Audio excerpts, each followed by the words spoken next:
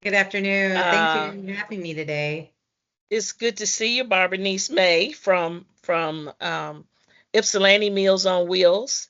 I have known you in another capacity, Yeah. um, formerly from Safe House, and that was, that was near and dear to my heart because they paid for my divorce.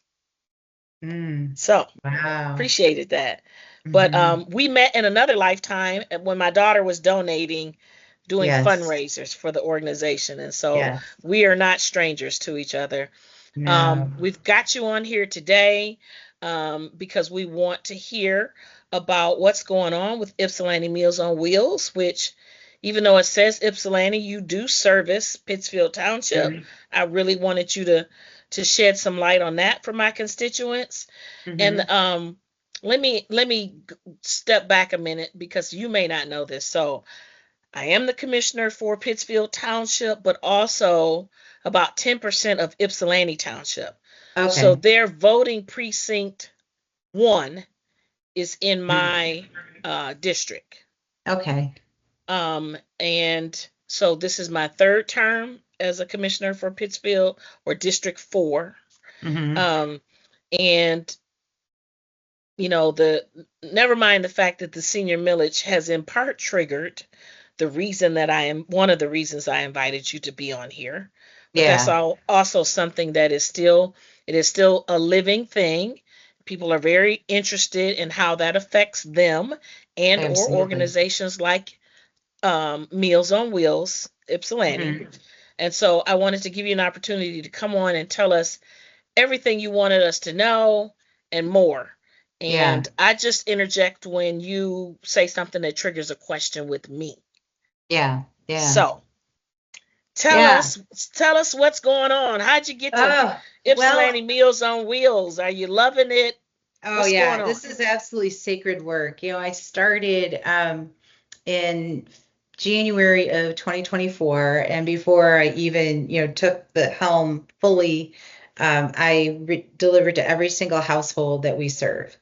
And I was quite touched by what I saw. I mean, anybody would be, so that I don't see myself as necessarily different, but what I did see is just the real opportunity to be a positive part of people's lives who just haven't had that opportunity.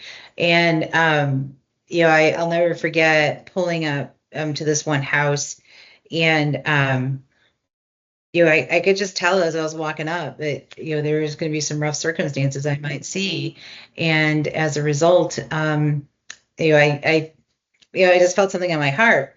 And I was halfway to the door, and she swung the door wide open. And she said, I am so glad you're here. I mean, with a huge smile on her face. She said, I'm so hungry. And I was like, oh, wow. I was like, of course. And so I kind of scurried up to the door and gave her food. She said, wait, wait, wait, wait. I got to show you something that I love, and I want you to bring me more of this. And I was, okay. So she came back. Sidebar, some people don't know we have a special relationship with Whole Foods and Starbucks, where we get to come in and pick up like breakfast sandwiches or little sandwiches or cheese and crackers, things like that. It's great.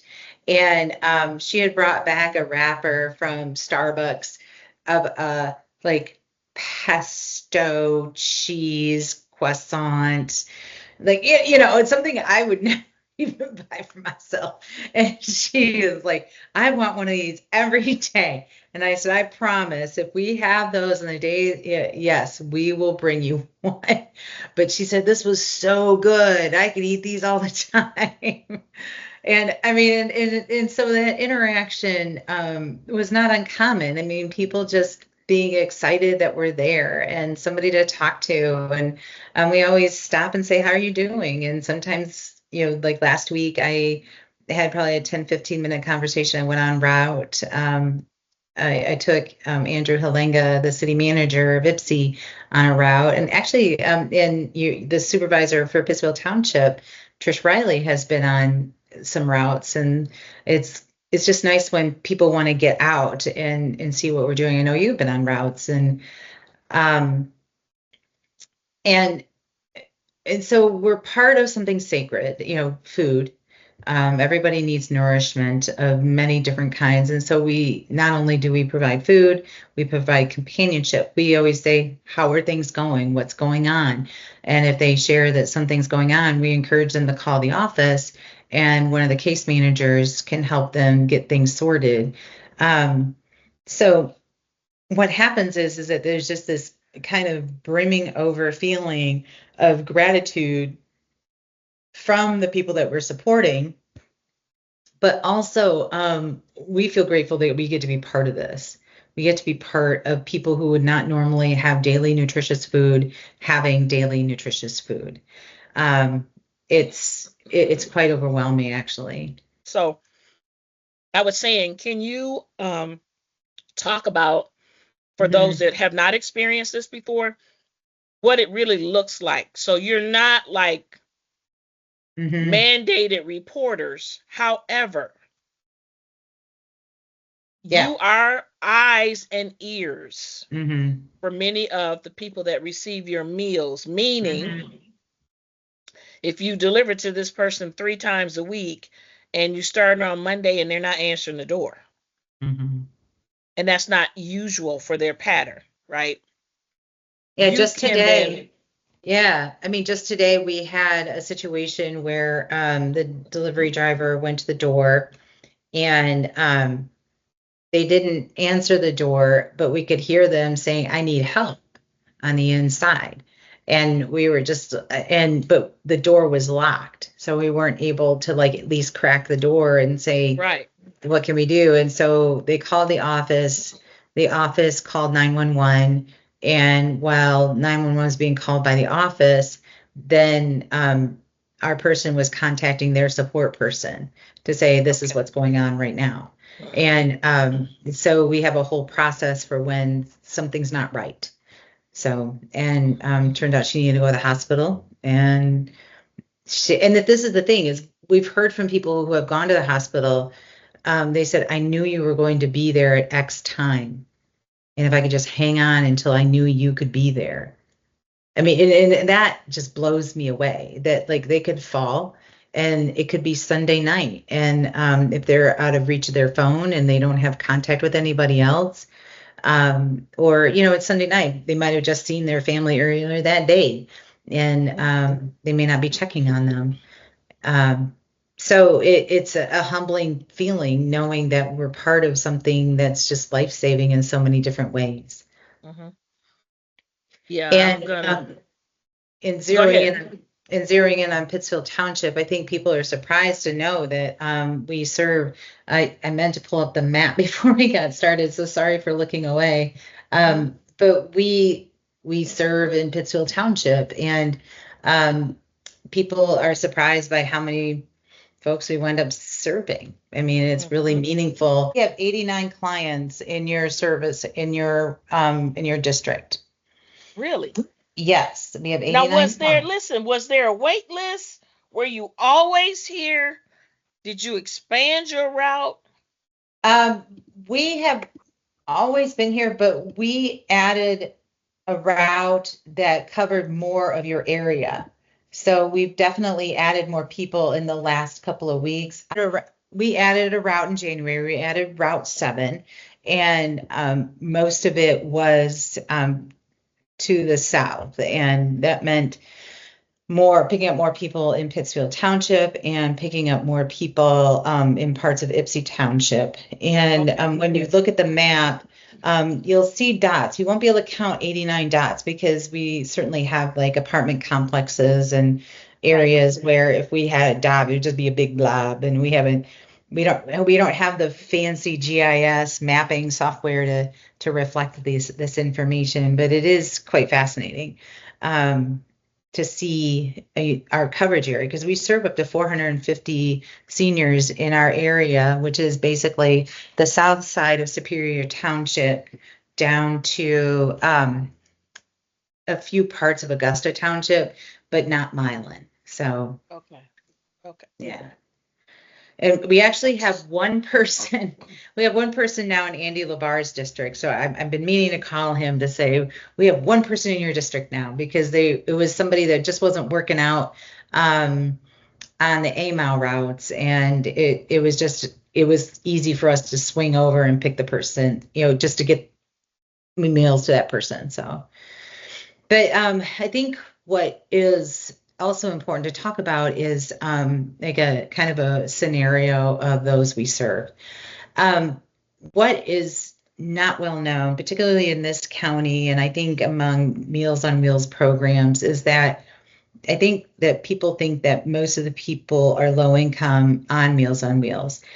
Ours actually are. The median income is at or below the poverty level for 85%. I mean, um,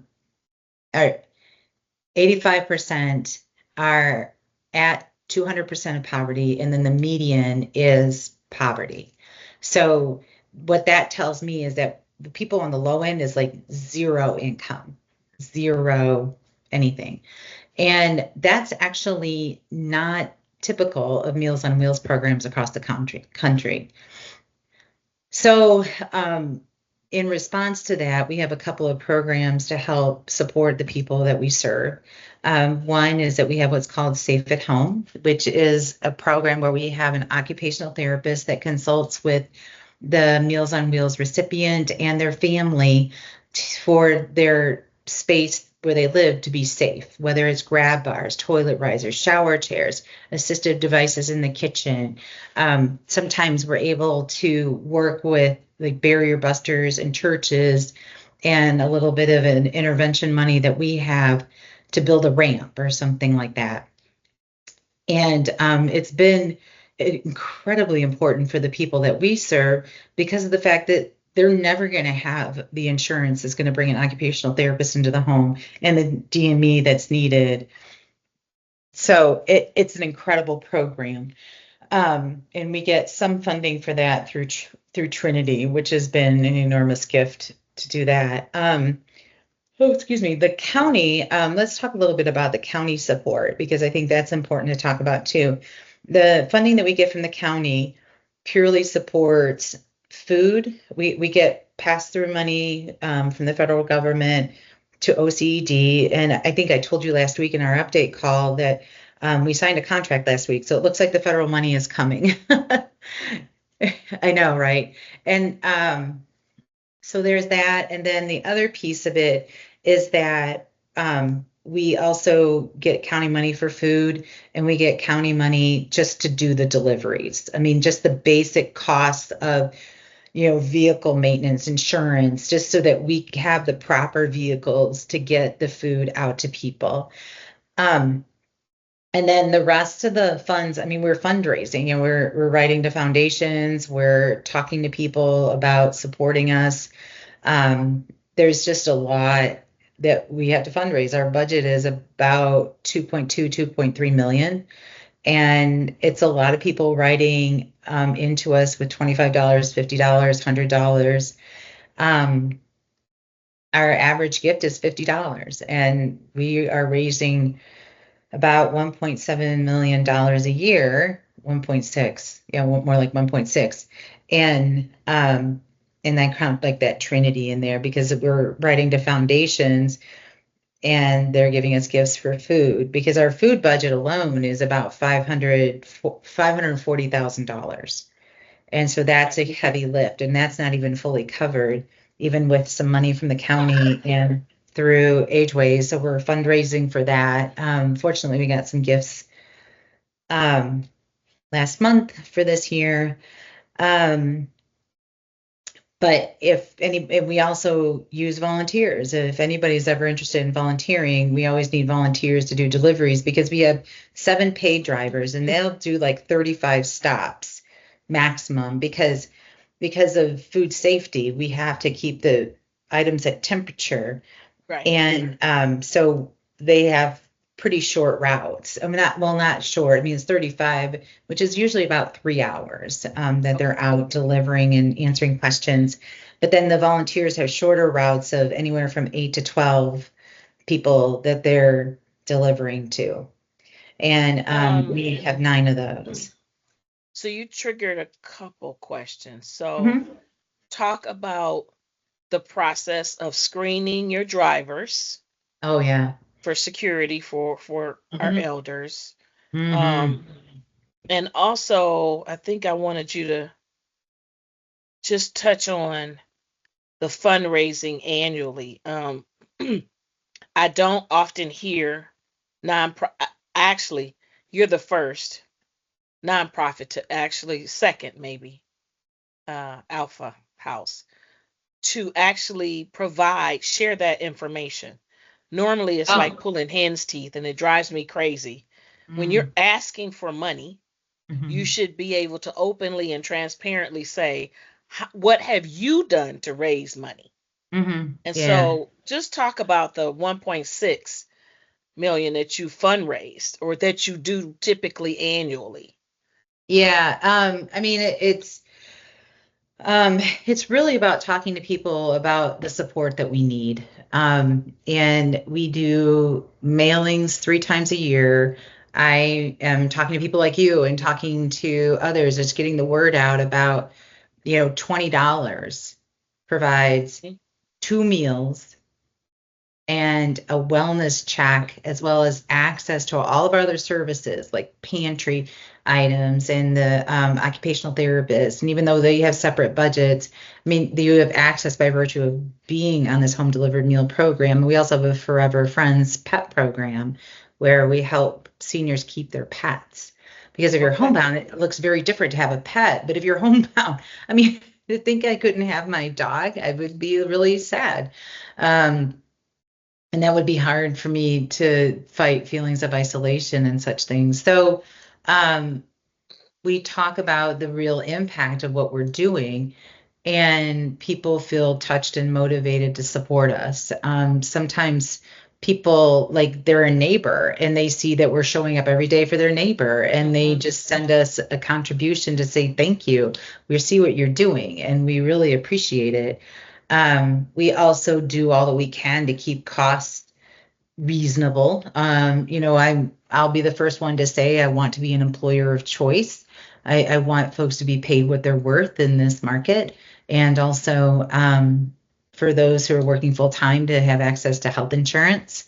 Um, and I think that's important to show up for folks in that way. Additionally, though, we have an amazing relationship with University of Michigan Commissary, courtesy of Elfrida Rooks. And what happens is that we're paying $4.50 for a hot meal, $3.50 for a cold meal, and then it's the delivery and the wellness check and also access to our pantry items and all these other items that we get donated delivered right to their door.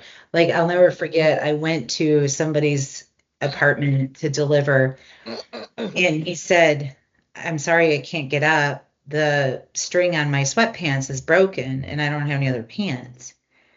And the next day we were able to have a couple of pairs of sweatpants on the van for him. Yeah, I mean, it's just and incontinence supplies. I'll never forget. We have a wonderful client, and he started, and after 6 months, he said, I've been missing going to church. And our driver said, well, what's keeping you from going to church? And he said, well, I really need more incontinence supplies, but I can't afford it. And we were able to get him on a weekly supply of incontinence supplies.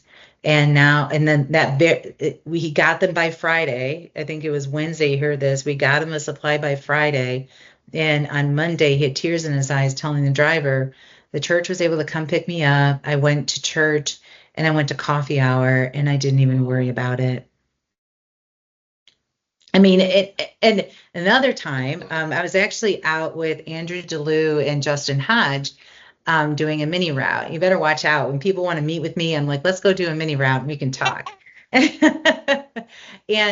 we got there and I said, well, Mr. So and so, how are things going? And he said, oh, I guess okay. He had remembered the last time I was there was actually his birthday, and I got to sing happy birthday to him. I go on route about once or twice a month just to keep it real. Okay. And he said, well, actually not so good. I heard from my doctor this morning that if I can't get my monitor fixed, then I have to go in the hospital because he gets daily telehealth. And we Okay. said, I said, let's see what we can do. I'll go back to the office and share with the case managers. And Chris had a connection with EMU IT or the computer science department, and they had gotten a grant to provide computers to seniors and teach them about technology. And they had like, they could do like 30 computers and they had one left. And it was being done at the senior center, but they made a house call with one of our case managers and got them set up with a new laptop within a week. That is I, good. I mean, who else would do that, right? I mean, if you're not connected. And so, I mean, we just leverage what we can, and we are constantly building partners. Like I was talking to you earlier in the call, you had introduced us to some folks at DTE, in particular Trey. He came for a visit and he said, I want DTE to invest more. And we wound up getting a higher funding amount because of this connection and because people see what we're doing and really believe in us. They witness the goodwill and cheer that we take out, and they also see us working really hard. So Yeah. So we've got federal and state cuts looming, which then ends up becoming the problem of the county. yeah. Oh God, I don't know how you guys are even managing that. That's tough. It is tough. You have to be more discerning. Yeah. And sometimes address a sense of entitlement. Nobody's entitled. No. We're all in the servant leader. I was excited to call you to say we have a contract. Yep. But that's the space that we all live in. Yeah. And so everybody, I mean, we like to consider ourselves to be an equitable county. But it also means that, some things take priority over other things. Yeah. This is just me speaking as a resident. Of course. Basic needs bubble up to the top. Yeah. And eating, I think, is as far up to the top as you can get. Eating, breathing, access to clean water, and safe shelter. Yeah. And healthcare, obviously. But yes. I wanted to ask you too, if insurance in any way, I want to ask you a question about insurance, knowing that you are not an insurance, you're not in that entity. But in my mind, I'm trying to figure out, let's say I have to go into the hospital and I'm in there so long that I get out and some stuff has happened. Maybe my lights are out, or maybe, all my food is spoiled, right? Maybe I'm not already a participant of Meals on Wheels. Where do the insurance companies and the hospitals come into play in terms of, like, do insurance companies provide any level of support to Meals on Wheels for any of their customers? And I want to ask you, but I don't want to get you in trouble. I can actually speak marginally intelligently about this, and also I'll do my best. You might have heard about, about 6 to 8 months ago, there's a in lieu of services procedure in the state of Michigan where insurance companies could pay for Meals on Wheels programs. The challenge is that we would have to figure out some kind of infrastructure for billing. And the bigger challenge is that they wanted us to serve an area that wasn't necessarily our service area.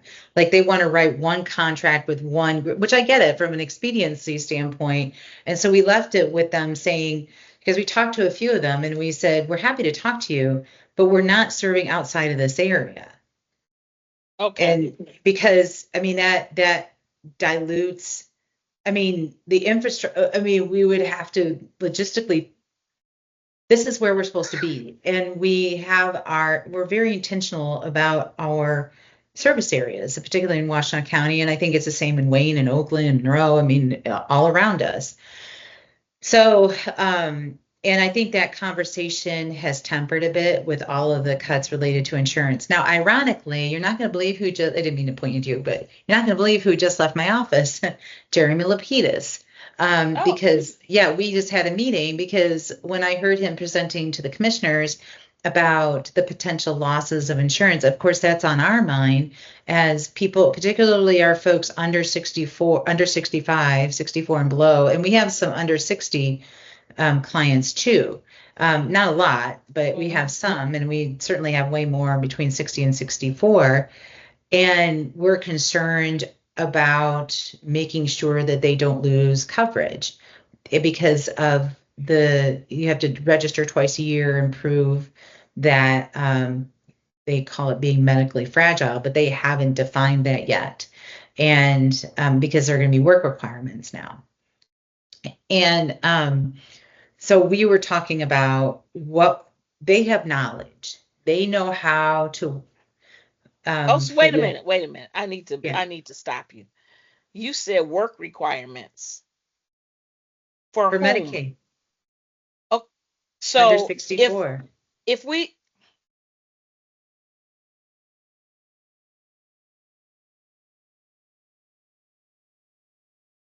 I just need to let that And simmer for a SNAP. minute.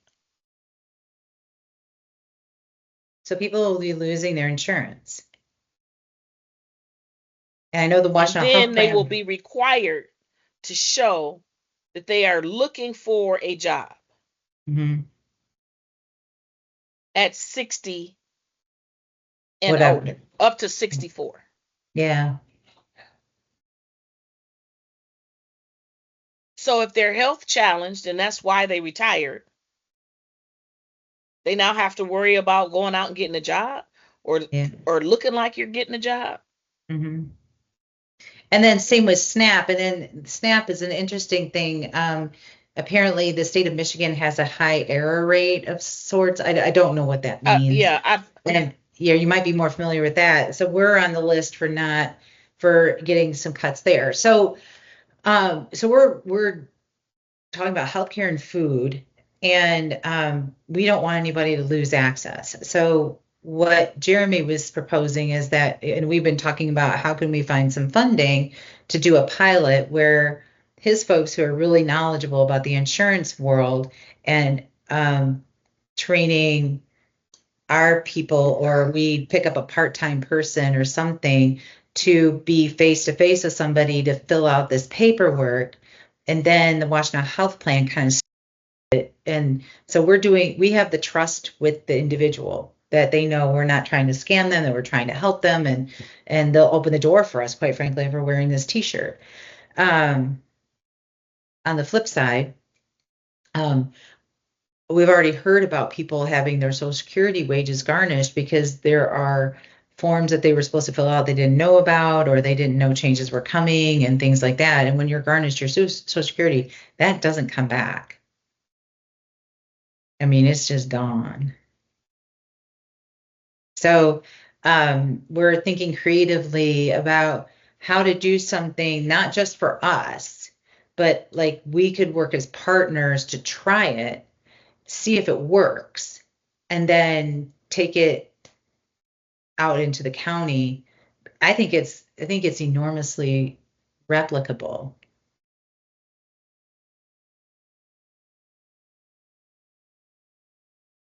I think you're on mute. I'm still trying to, Oh, sorry. digest Yeah. that. Yeah,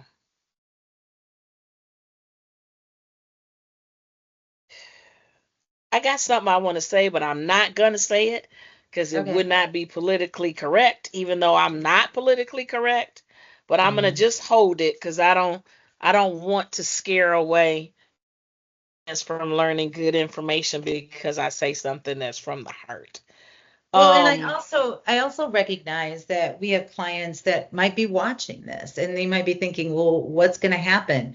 The bottom line is that we have worked really hard to build up our reserves and so that we can be a strong organization. Now, we need to raise money because we need to keep those reserves for that just in case.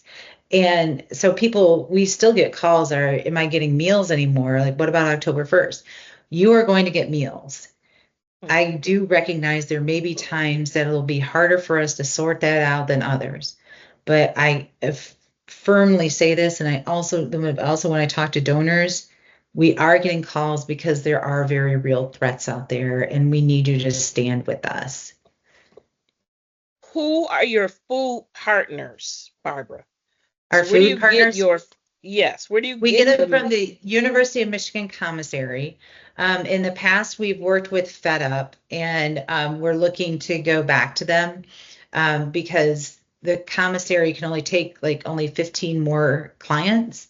And so we're at that precipice of we really need to add another route, but also we need to find another food partner.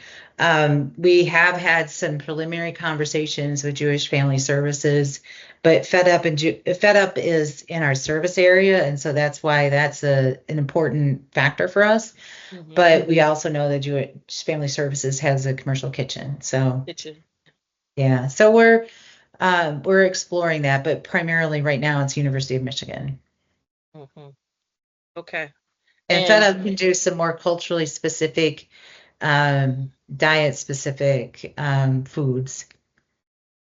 okay. And their mission is amazing. I love their mission. So Um, approximately how many meals does Michigan Medicine provide for you? I don't know, on a daily or weekly oh, basis. well, in a year it's about 135,000. So we actually see we see more signups like in August and September because people might have been just kind of getting by over the summer because it was nicer weather or their family could stop by or something. But as you know, we start getting cooler weather, people are thinking winter is going to come. I need something reliable. Mm-hmm. So in a day, we serve. I mean, we have some people that are on 3 days a week, some are on 2 days, some are on 5 days, some are on just frozens. So we deliver about 250. No, wait, no, it has to be more than that. We delivered probably about 320 to 350 every day. Okay. So Um, on average. can you help our listeners sort of understand?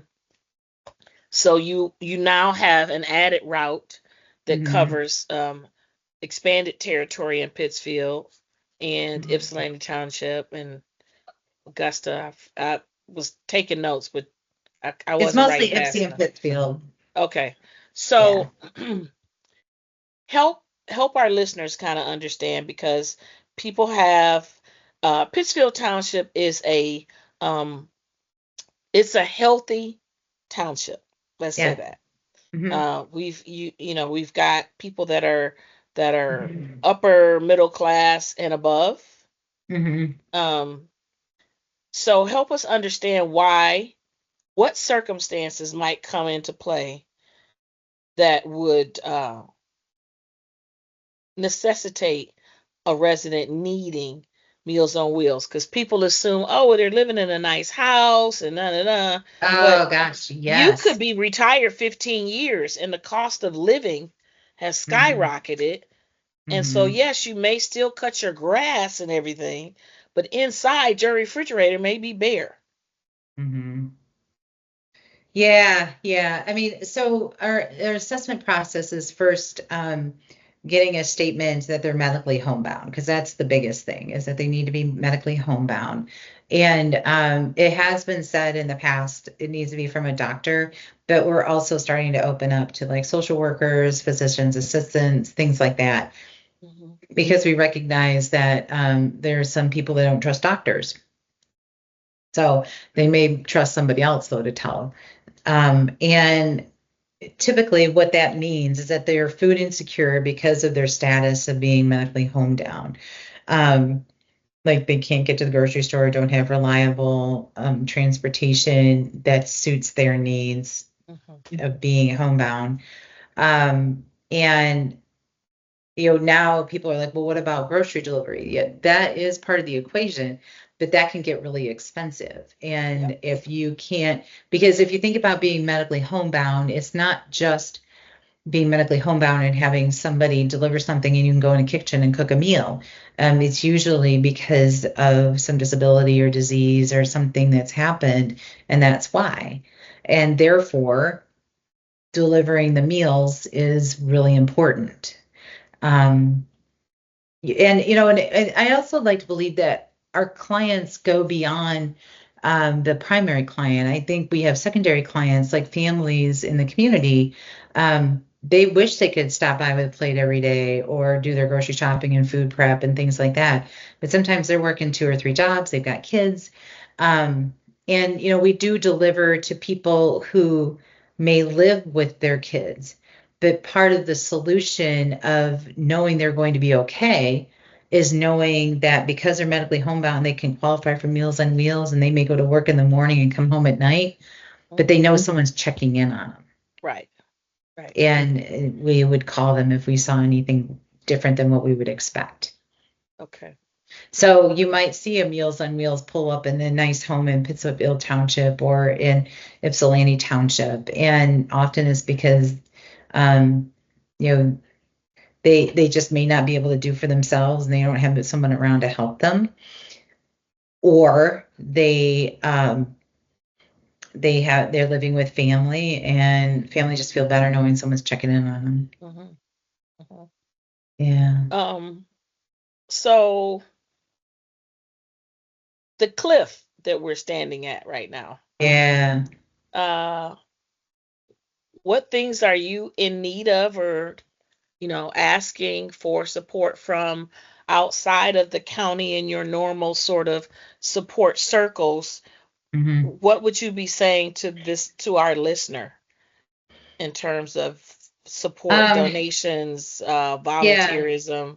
Yeah, there's time, talent, and treasure, right? And the time of being a volunteer, you may have a specific talent that can add to the work that we do. We're always willing to just hear different ideas, and in treasure. In terms of fundraising, really, our focus is making sure that we're able to continue our programs. And next year is still going to be dicey because.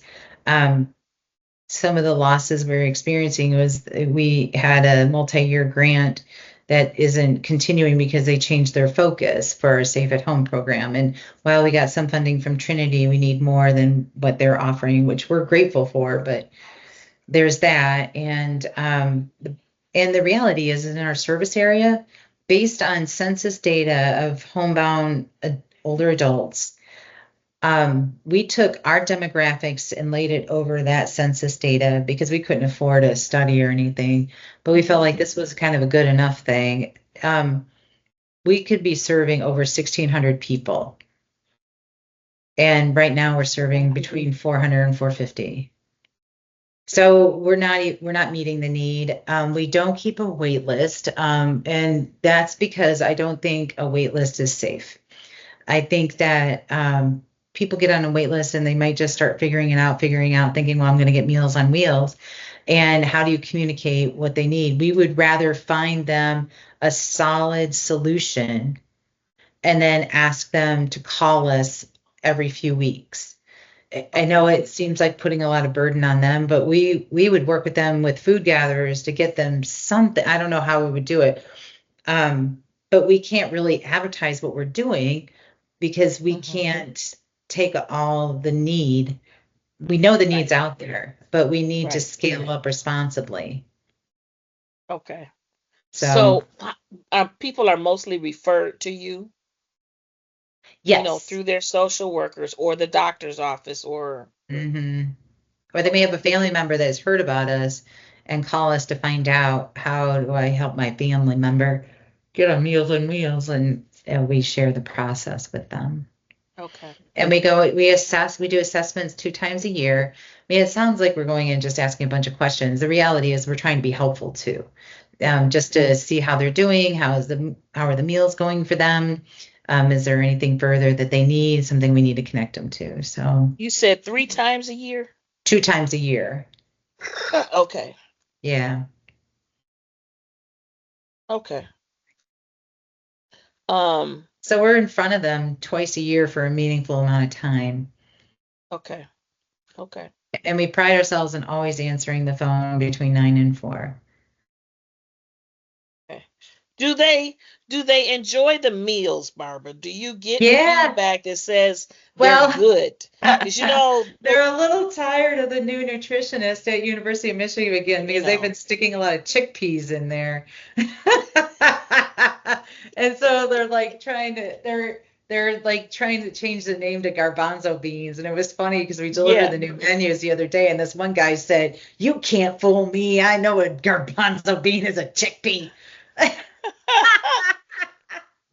Yeah, today was like a garbanzo bean sandwich or something. But Yeah. then, It's but the protein. primary, the primary entree was meatballs. So, Okay. and then the secondary, the option two was like a tater tot bake, and then Oh. the cold bag was the chickpea sandwich.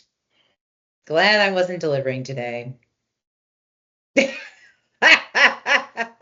That is so funny. So Yeah, well, meatballs, the chickpea, and what was the third one you said? tater tot bake. Tater tot. So, Okay. and then today was Food Gatherers Day where they deliver fresh produce. And we have 3 volunteers that sort it into different tactile capacities. And we deliver to the out. So that went out on the vans today, the produce. And also we do dog food, and cat litter. And that went on the vans today too. So, oh, you're muted. Do you have an average age for your volunteers? Our Are they volunteers more actually, senior? yes, they are. And a lot of them have like nursing medical background. And that we Okay. actually have 2 retired nurses that work here. One's a driver and one's our case manager, which has been invaluable. I mean, they're not working as nurses, Right, right. but they have that knowledge. I mean, my mom was a nurse and she retired, but she never changed that perspective. Mm-hmm. I was just curious about that.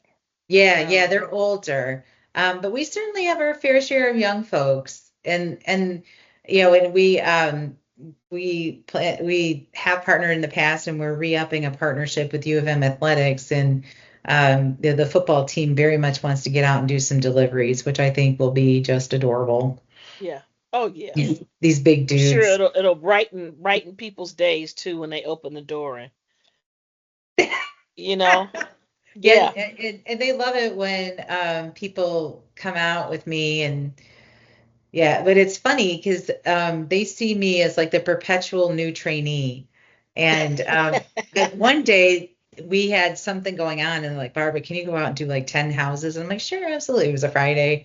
So I got my things and left, and I left later than normal. Uh-huh. And because it was a kind of a last minute thing. And and a couple people called our coordinator, our meal coordinator, to say I was late. See, they said, "I'm calling Kate. You're late." I'm like, okay. And then I had one person say I knock too loud. They said you need to train you better. You knock too loud.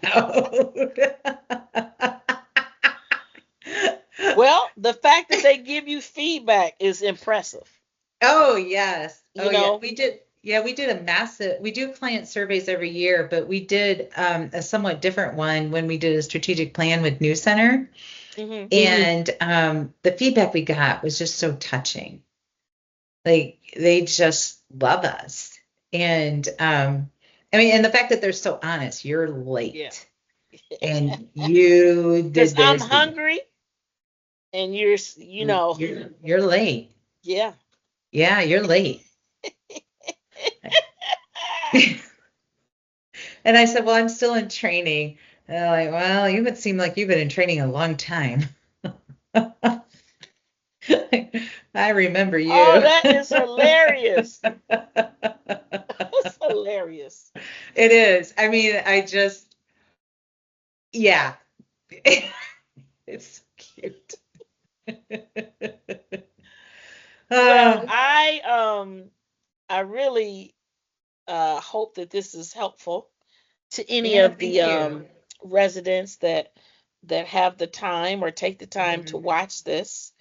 Um, I hope that this is my plan is that this will be an ongoing sort of interaction that I do with Mhm. various electeds, department heads, and community leaders, Mhm. just to share information with my constituents about, what's going on in their county at large, but Yeah. what will affect them.